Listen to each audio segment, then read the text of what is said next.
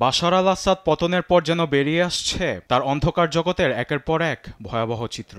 বিপ্লবীদের অভিযানে রাজধানীর দামেস্কে ধরা পড়ল আসাদের মাদক বানানোর বিশাল গোপন ল্যাব, যেখানে পাওয়া গিয়েছে বিপুল পরিমাণে নিষিদ্ধ মাদক ক্যাপটাগন, যা গুদামজাত করা হয়েছে পুরা মাস ধরে।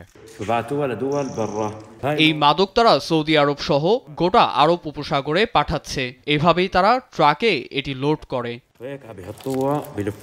ল্যাবে শুধুমাত্র যে মাদক পাওয়া গিয়েছে তাই নয়, কিভাবে আইনের চোখ ফাঁকি দিয়ে মাদক বিদেশে পাচার করা হবে হাতে নাতে সেই প্রক্রিয়াও দেখিয়েছে বিপ্লবী বাহিনী। বড় বড় কার্ডবোর্ড বক্সের ভিতর গ্যাস দিয়ে সংরক্ষণ করা হতো ক্যাপটাগন। পরে দেশে বিদেশে পাচারের সময় ভিন্ন রকমের ফলের মধ্যে অতি সূক্ষ্মভাবে ঢুকানো হতো এ মাদক।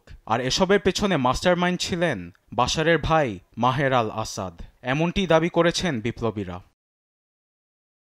বার্তা সংস্থা এএফপির 2022 সালের প্রতিবেদনে বলছে, ক্যাপটাগন মাদকের কারণে বিশ্বের সবচেয়ে বড় মাদকের দেশে পরিণত হয় সিরিয়া। এটি পাচার করে আসাদ বছরে আয় করত বিলিয়ন বিলিয়ন ডলার। আসাদের অস্ত্র সংগ্রহের মূল অর্থ আসত ক্যাপটাগন থেকে। সৌদি আরব সহ আরব উপসাগরের বিভিন্ন দেশে পাচার করা হতো এ ভয়াবহ মাদক। ওয়াশিংটন সহ পশ্চিমা বিশ্বেও ক্যাপটাগন পাচারের অভিযোগ করে আসছিল আসাদ প্রশাসনকে। 2020 ও 2023 সালে মাদক উৎপাদন ও চোরাচালানের অভিযোগ এনে আমের খিতির উপর নিষেধাজ্ঞা দিয়েছিল যুক্তরাষ্ট্র ও যুক্তরাজ্য সরকার।